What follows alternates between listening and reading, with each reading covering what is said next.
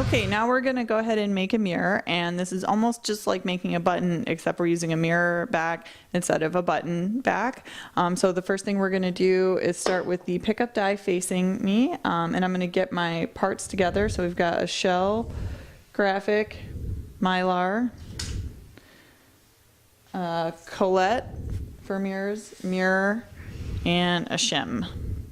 Okay, so with the pickup die facing us, I'm gonna go ahead and insert the shell smooth side up, and I'm gonna put in the graphic on top of the shell. It doesn't really matter which way this is facing since the mirrors don't have an up or a down. The Mylar goes on top of the graphic, rotate the die table around. We're gonna insert the Colette sharp side up.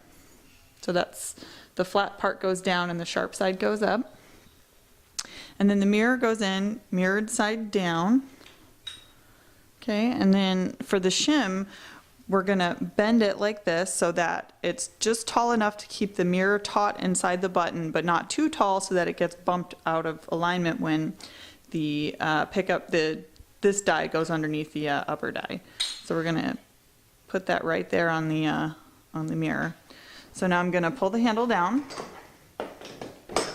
rotate the die table around, and pull the handle down again.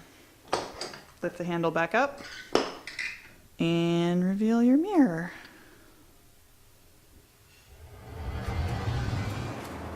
That's it. Thank you for watching. Please visit us at www.buttonmakers.net for more tips, tricks, and crafty ideas. See you there.